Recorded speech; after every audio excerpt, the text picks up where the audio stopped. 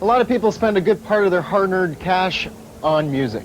Now, if you don't already own a CD, you're probably wondering, should I get a CD? Should I demote my turntable? Well, wonder no more, because Lloyd takes a look at the question, is vinyl dead?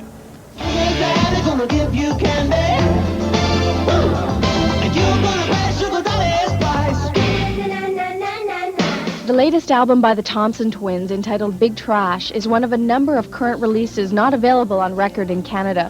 But the Thompson Twins record label WEA says that their decision to press less vinyl was based solely on sales statistics. This is what the consumer's telling us. This is not something that we designed and caused to have happen. We were seeing returns. We have a returns privilege in the industry whereby the accounts are able to return a certain percentage of what they buy from us. And we were seeing the returns on vinyl, on LP, being extraordinarily high. Our customers, our accounts were putting too much in the store. The consumers just weren't buying it, so they were returning massive amounts. For myself, I'd rather buy vinyl, mostly. I don't have a CD player, and I find they skip a lot. So for the time being, anyway, I like buying records. Well, I like to buy cassettes a lot better because I have a radio, and they're just easier to buy. They're cheaper, and I like them a lot better. Well, CDs, if I have the money, cassettes, if not, never vinyl, though. Judging from those answers and the opinions of others we talked to, the feelings about vinyl are definitely split. But there is one thing many people, even recording artists, will miss. Well, it's kind of nostalgic. Like, I miss the record covers more than anything. Well, it's sort of sad in one way because, first of all, my picture's bigger when it's on the album. And I won't be letting go.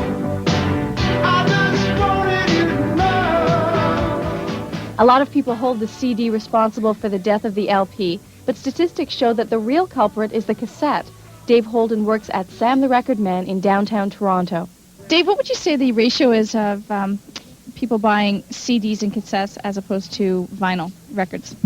I would say it would be about 70% CDs and cassettes, maybe even 80. It's getting scary. When we feel that the demand has slowed down, that's when we slow down our production. I mean, we did release the new Phil Collins, which is, to us, is more geared towards an adult buyer, on vinyl.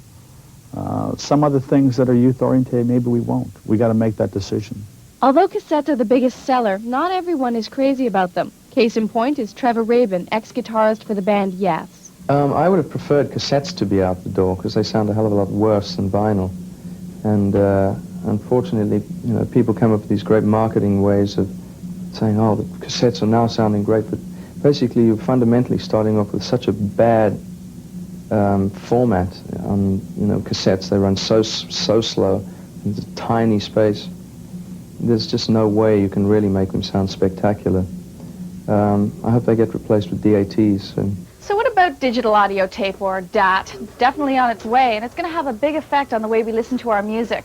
But some cynics say it's going to have the same effect on CDs that cassettes had on 8-track tapes.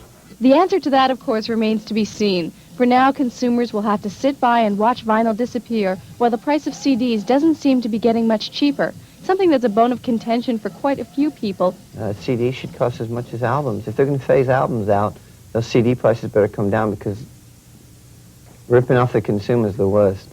I think the one thing that we have to do is maybe try and get the price of CDs down a little lower so that they're more acceptable to the mass population. I think we're heading that way. Toronto DJ Joey Vendetta says for his radio station's purposes, CDs are the best way to go. You can hear on, for instance, with us on the air, we'll play something like Free All right now off the record, and, you know, it's got pretty good quality. You can hear the bass, the drums. You put it on CD, you hear the guy breathing in between verses. Like, you know, the sound quality is that much better, and I think as far as we're concerned, it's been a real help to us because it's eliminated a lot of space necessary for albums, which are, you know, this big, and CDs are that big. And it's also given us a better quality recording, and we're ultimately out to give the listeners a better product. So is vinyl dead? That's a good question. It's definitely on its way out, and there doesn't seem to be anything we can do about it. But whether you want it to stay for nostalgic reasons or go for practical purposes, it all comes down to the music. And for the highest quality recording, CDs are your best bet on the market today. 10 years from now, you're going to have your CD, and it's going to sound exactly the same as when you bought it. You know, think about that. The possibilities are endless. You know, I like the quality of a CD over an LP, but Yeah. when it really comes down to it, it's so small. I know. You feel like you're really missing something. Like when you walk out of a record store and you have albums in your bag, you feel like you bought something. That's right. Seriously. Yeah. But I'm broke. That's the problem now. Thanks for joining us. Bye-bye. We'll see you next time. What'd you get?